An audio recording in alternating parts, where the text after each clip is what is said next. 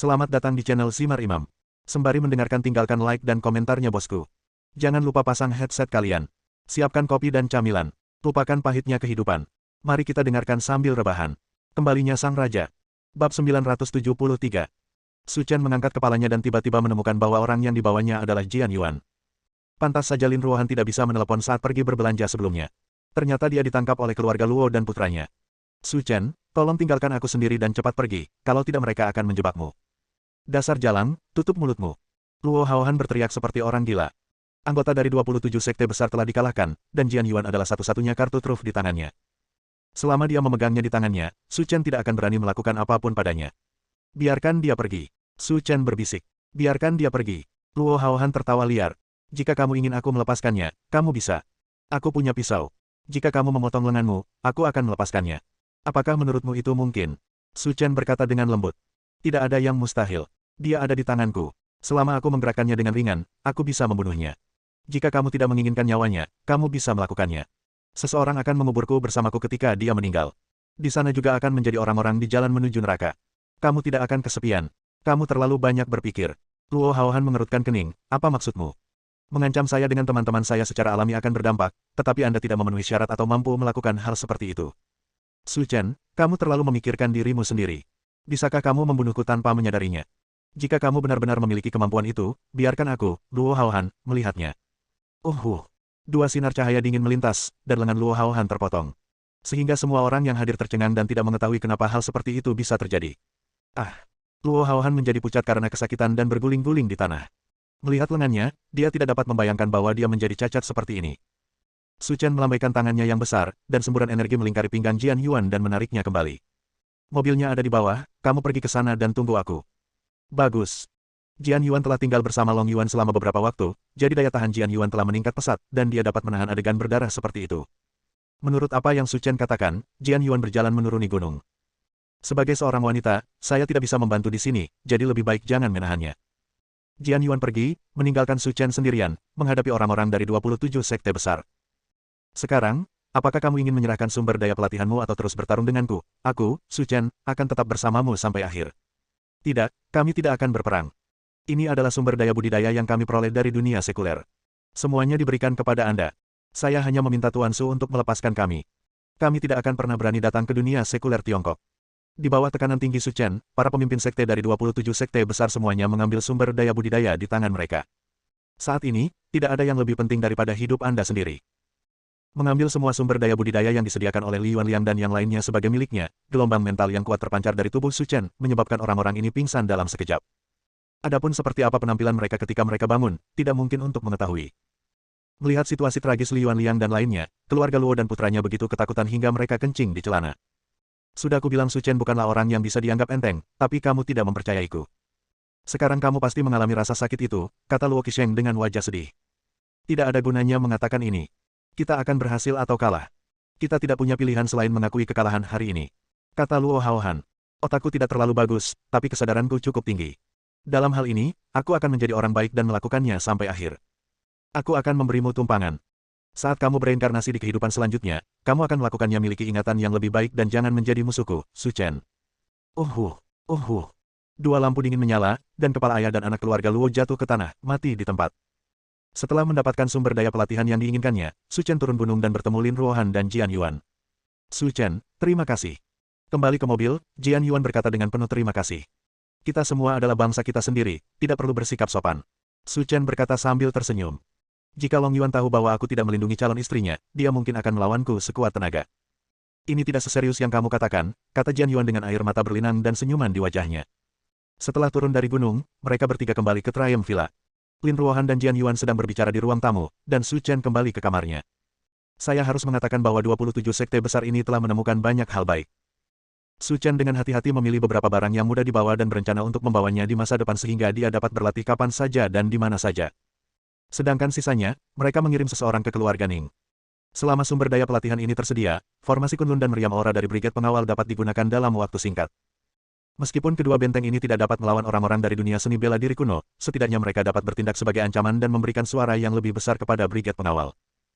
Jadi setelah saya pergi, saya tidak perlu lagi khawatir tentang sekte tingkat pertama dan kedua di dunia seni bela diri kuno yang akan menimbulkan masalah di dunia sekuler. Su Chen memejamkan mata dan mengistirahatkan pikirannya, dengan hati-hati menghitung dalam pikirannya bahwa ada lebih dari 70 sekte yang muncul dari dunia seni bela diri kuno. Selama periode waktu ini, dia telah melenyapkan 29 dari mereka, dan sekte yang tersisa tetap diam dan tanpa gerakan apapun, jadi kemungkinan besar mereka, seperti dia, telah mengarahkan pandangan mereka ke Gunung Salju Naga Giok. Ini juga berarti total ada lebih dari 40 musuh rahasia, dan ini masih merupakan perkiraan paling konservatif. Jika lebih dari 40 sekte ini semuanya merupakan sekte tingkat pertama dan kedua, maka kesulitannya tidak terlalu besar. Tetapi jika level ketiga muncul, sulit untuk mengatakannya. Memikirkan hal ini, Su Chen menghela nafas diam-diam. Sejauh menyangkut situasi saat ini, kekuatannya masih terlalu lemah. Kita harus menemukan cara untuk meningkatkan kecepatan kultivasi dan menembus level pertama secepat mungkin. Saat mencapai tingkat kedua, tidak perlu menganggap serius sekte tingkat ketiga. Memikirkan hal ini, Su Chen mau tidak mau memikirkan teknik Kaisar Naga bawaan di benaknya. Perhatiannya sepenuhnya terfokus pada kalimat terakhir di ranah pertama. Raungan gigi naga. Di paruh pertama latihan, ada 3 gerakan yang sangat kuat yang disembunyikan. Raungan gigi naga ini adalah salah satunya. Su Chen masih belum mengetahui seberapa kuat jurus ini, namun ia yakin jurus tersebut dapat dimasukkan ke dalam teknik Kaisar Naga Tian-Tian. Jurus ini cukup ampuh untuk menghancurkan dunia.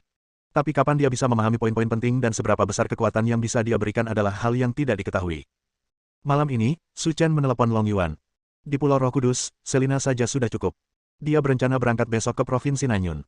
Ini tidak akan berhasil jika Lin Ruohan dan Jian Yuan tidak memiliki perlindungan. Setelah banyak pertimbangan, Su Chen tidak akan mempercayai orang lain kecuali Long Yuan. Keesokan paginya, Lin Ruohan mengemasi barang-barang Su Chen. Bersiaplah untuk pergi ke Provinsi Nanyun. Bab 974. Sekelompok orang datang ke bandara untuk mengantar Su Chen pergi. Tapi sebelum pergi, Su Chen membisikkan beberapa kata di telinga Long Yuan. Lin Ruohan dan Jian Yuan tidak mendengar dengan jelas apa yang dikatakan Su Chen, jadi mereka hanya mengira mereka adalah dua pria dewasa dan terus berbisik. Sekarang adalah momen paling kacau di dunia sekuler. Jika bukan karena harta rahasia Gunung Salju Naga Giok, Su Chen tidak akan pernah memilih untuk pergi saat ini. Jadi ada banyak hal yang Su Chen harus katakan pada Long Yuan agar tetap waspada. Tapi Long Yuan hanya tersenyum. Dia mengingat banyak hal, dan dia terus menggumamkannya berulang kali, jelas karena dia mengkhawatirkan wanita di rumah. Cinta adalah hal yang aneh. Aku pergi sekarang. Mungkin perlu waktu untuk kembali. Lin Ruohan memeluk Su Chen dan mencium pipinya dengan lembut. Saudara Chen, harap berhati-hati. Aku tahu, tunggu aku di rumah. Mengambil apa yang dikemas Lin Ruohan sebagai penghormatan, Su Chen naik ke pesawat. Awalnya, Lin Ruohan berencana membiarkan Su Chen pergi dengan jet pribadinya. Tapi kali ini, akan ada banyak pasang mata yang menatapnya. Su Chen tidak ingin terlalu mencolok atau mengungkap keberadaannya sebelum waktunya, jadi dia menolak lamaran jet pribadi. Bersiaplah untuk naik pesawat sipil ke sana sendirian. Saya naik pesawat dan menemukan kabin kelas 1 yang dipesan Lin Ruohan untuk saya. Kemunculan Su Chen membuat para wanita di pesawat tidak bisa menahan diri untuk tidak melirik lagi. Pria tampan seperti itu jarang terlihat dalam kehidupan sehari-hari. Banyak pramugari yang ingin naik dan meminta nomor telepon, tetapi dikejutkan oleh wajah tegas Su Chen, dan tidak ada yang berani memulai percakapan. Hanya anak laki-laki yang cantik. Di seberang Su Chen, seorang pria muda berkerudung mendengus dingin, tampak menghina. Saat ini, sosok cantik muncul di kabin.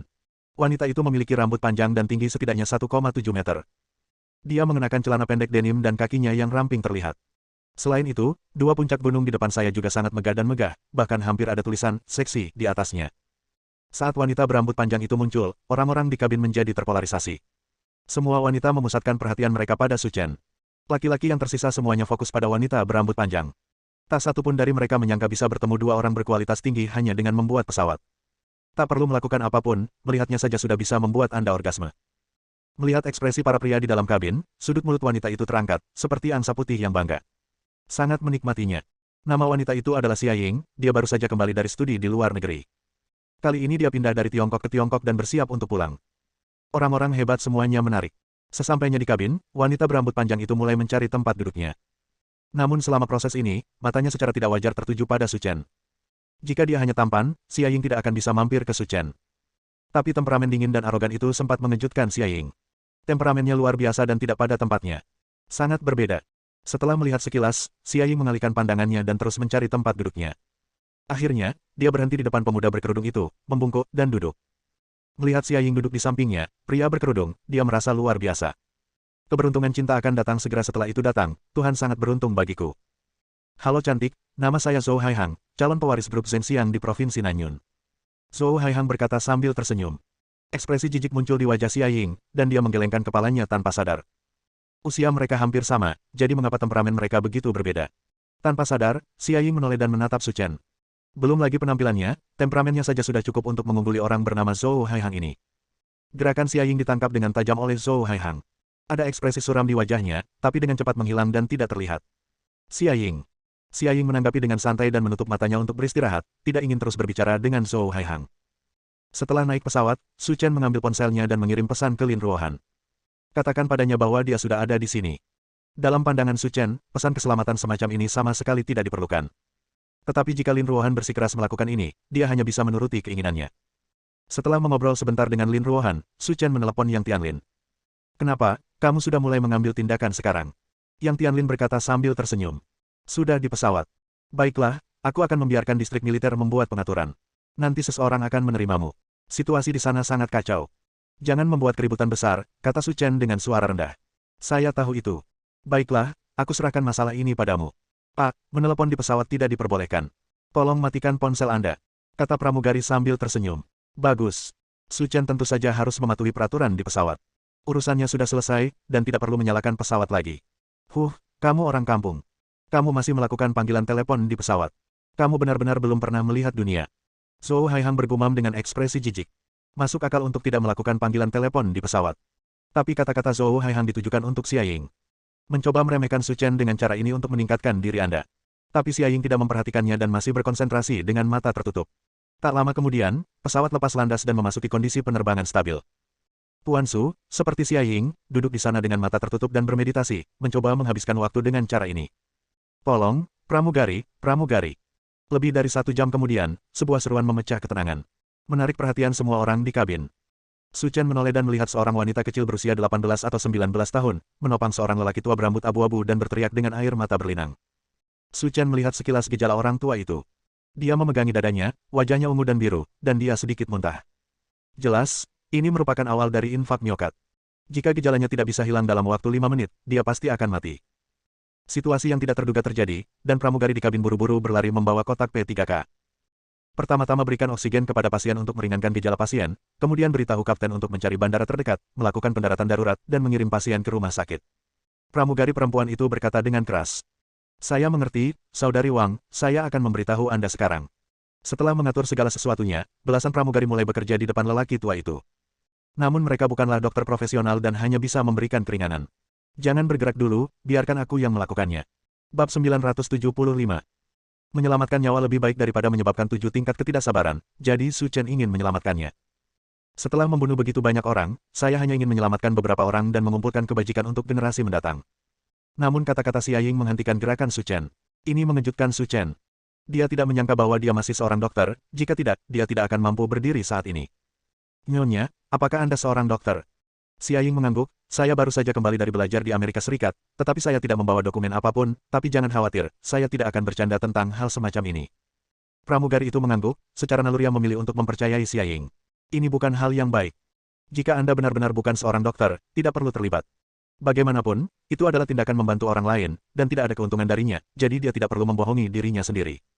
Dia membungkuk dan memeriksa kondisi lelaki tua itu. Xia Ying segera mengeluarkan tas kain kuno dari kopernya.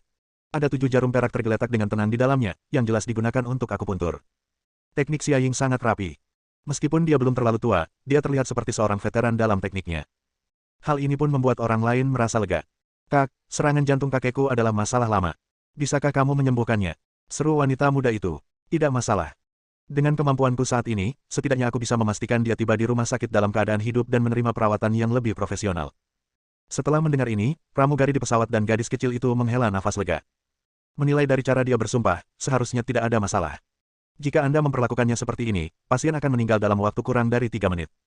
Kata-kata Su Chen tiba-tiba terdengar, menyebabkan semua orang di kabin memandangnya. Xia Ying tiba-tiba berbalik, dengan kemarahan di wajahnya, apa maksudmu, apakah kamu mempertanyakan kemampuan profesionalku? Itu bukan pertanyaan. Warna kulit Xia Ying sedikit membaik, tetapi di detik berikutnya, menjadi lebih dingin. Tapi penolakan. Semua orang di kabin tercengang. Jangan bicara tentang apakah kamu memiliki kemampuan untuk menyangkalnya, tapi dia memang cantik, jadi tidak perlu mengkritiknya secara terus terang. Kemampuan apa yang kamu miliki untuk menyangkalku? Atau kamu mengatakan bahwa prestasi medismu lebih tinggi dariku? Apakah prestasi medis bermanfaat? Menghadapi seseorang yang dipukuli sampai mati, jika Anda menunjukkan prestasi medis Anda, dapatkah Anda menyembuhkan penyakit dan menyelamatkan orang? Su Chen berkata dengan tenang. Saya seorang dokter dari Harvard Medical School di Amerika. Jika saya tidak bisa menyembuhkannya, bukan. Tentu saja, selama masih ada nafas, saya bisa menyembuhkannya. Apa yang bisa dibuktikan? Tanya Xia Ying. Tidak, percaya atau tidak. Orang-orang di sekitarnya memandangnya dengan jijik, tidak hanya ekspresi mereka yang dingin. Jelas dia berbicara omong kosong di sini, mengatakan bahwa dia dapat disembuhkan hanya dengan satu nafas, dan berpikir bahwa dia adalah Hua Tuo yang hidup. Dan sekarang, ketika hidup dan mati dipertaruhkan, dia malah melompat keluar untuk menimbulkan masalah. Dia benar-benar berpikir bahwa karena dia tampan, dia bisa melakukan apapun yang dia mau. Saat ini, tidak hanya orang-orang di sekitarnya yang memusuhi Su Chen. Bahkan wanita dan pramugari yang sebelumnya jatuh cinta dengan penampilannya pun tidak terlihat bagus.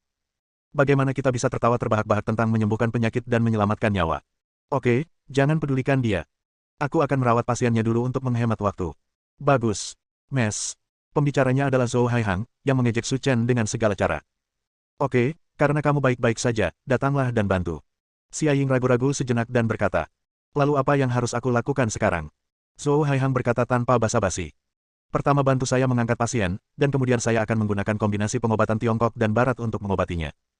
Oke, aku akan mendengarkanmu, kata Zhou Haihang penuh perhatian. Saya melihat Xia Ying dan Zhou Haihang bekerja di sana mengobati penyakit. Su Chen tidak menyela lagi. Dia ingin menyelamatkan orang, tetapi mereka tidak setuju. Lalu biarkan mereka melakukannya sendiri. Setelah membuka ikatan di dada lelaki tua itu, Xia Ying mengambil jarum perak dan dengan hati-hati memasukkannya ke titik akupuntur. Setelah 6 batang berturut-turut, efeknya terlihat dengan mata telanjang. Warna kulit pasien telah membaik dan mendekati normal. Ya Tuhan, ini luar biasa. Hanya perlu beberapa tusukan untuk mendapatkan efek yang begitu jelas. Dia adalah dokter yang luar biasa. Puji Zhou Haihang. Ada banyak hal yang ingin dikatakan. Jika tusukannya sedikit, atau kekuatannya terlalu kuat atau terlalu ringan, tidak akan bisa mencapai efek penyembuhan penyakit. Dan menyelamatkan nyawa. Xia Ying mengatakannya dengan sedikit arogan, seolah dia sengaja memberitahu Su Chen. Nona. Baiklah, jangan banyak bicara. Masih ada suntikan terakhir. Setelah pengobatan selesai, kondisinya akan membaik secara signifikan. Setelah sampai di rumah sakit, para dokter di sana juga bisa banyak bersantai. Saudari, terima kasih atas bantuanmu. Keluarga Wang kami pasti akan membalas budimu. Adalah kewajiban kita untuk mengobati penyakit dan menyelamatkan orang, dan inilah yang harus saya lakukan. Semua orang yang hadir mengacungkan jempol pada Xia Ying. Ini adalah teladan bagi para dokter masa kini. Tidak hanya dia cantik, tetapi dia juga memiliki hati yang baik, yang jauh lebih baik daripada rata-rata pria cantik. Di tengah pujian semua orang, Xia Ying mengambil jarum perak terakhir dan memasukkannya ke titik Tanzong lelaki tua itu dengan hati-hati. Panggilan. Xia Ying menghela nafas lega dan berkata dengan santai, selama 1 menit, kondisi pasien akan sangat lega, dan semua orang tidak perlu khawatir lagi. Bang bang bang. Kata-kata Xia Ying mendapat tepuk tangan dari seluruh aula. Seorang pasien yang sekarat karena infak miokard disembuhkan hanya dengan beberapa jarum di tangannya. Mes. Xia, Anda luar biasa. Kami memutuskan untuk memposting perbuatan baik ini di internet agar semua orang mengetahuinya. Ya, Anda adalah pemimpin redaksi majalah saya. Anda dapat membantu saya menulis secara gratis. Dalam masyarakat saat ini, kita harus mempromosikan energi positif dan membiarkan remaja saat ini belajar dari Nona Xia. Mereka tidak bisa seperti sebagian orang yang hanya mengucapkan kata-kata sarkastik. Bukan. Dengan terjadinya hal sebesar ini, jika tidak ada orang baik seperti Mes Xia, akan ada masalah. Oke, semuanya, tolong berhenti memuji saya. Dokter sangat baik hati. Inilah yang harus saya lakukan. Xia Ying berkata sambil tersenyum, tetapi terlihat ada sedikit rasa bangga di wajahnya. Sangat menyenangkan. 3. Bisik Su Chen. Ekspresi semua orang ragu. Apa yang dia bicarakan? Bukannya dia sakit jiwa. 2. Su Chen masih menghitung mundur. 1. Engah. Orang tua di tanah tiba-tiba muntah darah dan pingsan lagi. Bab 976. Bagaimana bisa? Orang-orang di kabin tampak bingung. Ketika mereka melihat lelaki tua itu muntah darah dan terbaring di tanah, mereka semua ngeri dan bingung. Penyakitnya jelas sudah dalam tahap remisi, lalu kenapa tiba-tiba memburuk lagi? Saat ini, semua orang mengalihkan perhatian mereka ke Xia Ying. Karena dia seorang dokter profesional, hanya dia yang tahu apa yang terjadi saat ini. Tetapi ketika semua orang melihat ke arah Xia Ying, mereka menemukan bahwa dia juga bingung, dan sama seperti mereka semua panik. Tidak mungkin. Tidak ada yang salah dengan teknik dan intensitas akupuntur saya. Tidak mungkin kondisinya memburuk. Xia Ying menggelengkan kepalanya dan berkata, tidak bisa memberikan pendapat lain. Kondisi pramugari buruk. Tanda-tanda vital pasien menurun dengan cepat dan kematian bisa terjadi kapan saja. Saat ini dia mengandalkan ventilator untuk mempertahankan hidupnya. Kalau ventilator dilepas, dia akan mati total dalam waktu kurang dari setengah menit. Tidak perlu membawanya ke rumah sakit, cukup ke krematorium. Kata-kata Su Chen membuat semua orang yang hadir tidak tahu harus berbuat apa. Tapi nyawa manusia hilang di depan mereka. Saudaraku, aku baru saja melihatmu meramalkan gejala kakekku. Apakah kamu punya cara untuk mengobatinya? Cucu perempuan lelaki tua itu memandang Su Chen. Ini adalah satu-satunya orang yang dapat diandalkan, dan satu-satunya cara adalah memperlakukan kuda mati sebagai dokter yang masih hidup. Memang ada cara untuk menyembuhkannya sekarang, tapi wanita itu mengacaukannya, dan sulit untuk mengatakan apakah itu bisa disembuhkan sekarang. Su Chen berkata dengan tenang. Tolong bicara lebih jelas. Apa maksudmu dikacaukan olehku? Kata Xia Ying keras. Kalau bukan tindakan sembarangan, bagaimana pasiennya bisa seperti ini? Xia Ying tidak bisa berkata-kata dan tidak bisa berkata apa-apa, dialah yang bertanggung jawab atas masalah ini. Bukankah kamu dengan berani mengatakan bahwa selama pasien masih bernafas, kamu bisa menyembuhkan penyakitnya? Sekarang kesempatanmu telah tiba. Jika kamu benar-benar mampu, datang dan sembuhkan dia. Bagaimana jika aku sembuh? Apakah kamu melompat dari jendela? Su Chen berkata sambil tersenyum. Tempat ini tingginya 10.000 meter. Bahkan dewa pun akan terbunuh jika dia melompat dari sini. Oke, saya berjanji, selama Anda bisa menyembuhkan penyakit pasien, saya akan keluar dari sini. Xia Ying berkata dengan percaya diri. Meski disayangkan, saat ini pasien sudah mencapai titik di mana ia tidak bisa disembuhkan. Bahkan jika Daluo Immortal datang, penyakitnya tidak mungkin disembuhkan. Bagaimana mungkin anak laki-laki berkulit tipis di depannya ini bisa menyembuhkan pasien yang sekarat? Untuk menyelamatkan seorang dukun di dunia, saya dengan enggan mengambil tindakan sekalipun. Su Chen berdiri dan berjalan ke arah lelaki tua itu. Dia melepaskan ketujuh jarum perak dan ventilator di wajahnya dan memulai perawatan. Saat ventilator dilepas, wajah lelaki tua itu berubah menjadi sangat jelek, dan dia bisa mati kapan saja. Tak lama kemudian, tangan besar Su Chen berada di dada lelaki tua itu. Gelombang ki hangat disalurkan ke tubuh lelaki tua itu. Beberapa detik kemudian, semua orang memperhatikan lelaki tua itu tiba-tiba terbatuk, dan kemudian mereka melihat gumpalan darah yang menggumpal keluar dari mulutnya. Segera, pemandangan mengejutkan terjadi. Orang tua yang sekarat itu benar-benar membuka matanya, dan wajahnya kembali normal. Ada apa denganku? Wajah lelaki tua itu kosong, dan wajah orang-orang yang berdiri di sekitarnya bahkan lebih kosong lagi. Dalam waktu kurang dari setengah menit, seorang pasien dengan infak miokard disembuhkan. Sekalipun itu adalah trik sulap, itu tidak begitu ajaib. Kakek, kamu baru saja terkena serangan jantung, dan saudara baik inilah yang menyelamatkanmu.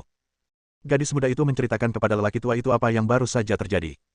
Setelah mengetahui sebab dan akibat, lelaki tua itu memandang Su Chen dengan penuh hormat. Ia menyembuhkan infak miokardnya tanpa menggunakan peralatan medis apapun, hanya mengandalkan tangannya. Pemuda ini tentu luar biasa sekarang. Adikku, terima kasih telah menyelamatkan hidupku. Ini adalah kebaikan besar yang tidak akan pernah aku lupakan. Oke, jangan ucapkan kata-kata sopan itu hanya masalah sepele. Su Chen berkata dengan acuh tak acuh, karena hal semacam ini mungkin mengejutkan di mata orang lain, tetapi di matanya, itu adalah masalah sepele dengan sedikit usaha. Lebih mudah daripada makan. Pasien telah sembuh dan beberapa orang dapat memenuhi janjinya. Setelah mengatakan itu, Su Chen kembali ke tempat duduknya dan memejamkan mata untuk beristirahat. Adapun apa yang harus dilakukan dengan sisanya, itu terserah dia. Ini. Xia Ying tampak malu dan berdiri di sana, tidak bisa berkata apa-apa. Wajah ini ditampar, tamparan-tamparan. Xia, dia seperti kucing buta yang bertemu tikus mati. Anda tidak perlu berpengetahuan luas seperti dia. Tentu saja, Xia Ying tidak dapat memenuhi janjinya, jadi dia hanya bisa duduk santai karena malu. Jika tidak, Anda sedang mencari masalah. Setelah merawat lelaki tua itu, pesawat segera mendarat di Provinsi Nanyun. Untuk menghindari rasa malu, setelah turun dari pesawat, Xia Ying mengambil sakunya dan segera pergi untuk menyelamatkan dirinya dari rasa malu. Tapi ketika dia pergi, Xia Ying menatap Su Chen dengan kebencian di matanya. Tapi setelah hal seperti ini terjadi, dia tidak punya pilihan selain mati lemas. Nona Xia. Xia Ying tidak mengambil beberapa langkah ketika dia melihat Zhou Haihang mengejarnya dari belakang. Sudah takdir kita bisa bertemu di pesawat. Aku ingin tahu apakah aku punya kesempatan untuk mengajakmu makan malam bersamaku malam ini. Xia Ying memutar matanya, kamu bisa mengajakku makan malam jika kamu mau. Kamu harus memberi pelajaran pada anak itu dulu, lalu mengajakku kencan lagi. Zhou Haihang tercengang, dia tidak menyangka Xia Ying akan mengajukan permintaan seperti itu, dan tidak bisa menahan tawa. Sepertinya Nona Xia dengan tulus memberiku kesempatan. Serahkan saja masalah sekecil ini padaku. Aku jamin kamu akan puas. Oke, ini nomor teleponku. Telepon aku kalau kamu sudah selesai berurusan dengannya. Tidak masalah, sudah beres. Tak jauh dari situ, setelah Su Chen turun dari pesawat, lelaki tua yang dirawatnya sebelumnya mengejarnya dari belakang. Adik laki-laki ini, namanya Wang Wenwu, dan dia masih memiliki suara di Provinsi Nanyun. Untuk mengungkapkan rasa terima kasih saya, bisakah Anda datang dan duduk di tempat saya dan izinkan saya memenuhi persahabatan saya sebagai tuan tanah? Ungkapkan milikmu rasa syukur. Tidak perlu, ada urusan pribadi yang harus aku selesaikan, jadi biarkan saja. Melihat penolakan Su Chen, Wang Wenwu merasa menyesal. Pemuda di depannya ini memiliki kemampuan yang luar biasa. Jika dia bisa berteman dengannya, dia akan memberikan manfaat yang tak terbatas bagi keluarga Wang di masa depan. Tapi sekarang, keluarga Wang mungkin merindukan pemuda ini. Karena adik punya urusan pribadi lain, aku tidak akan mengganggumu. Ini kartu namaku. Kalau adik butuh bantuan, telepon saja aku langsung. Bersambung.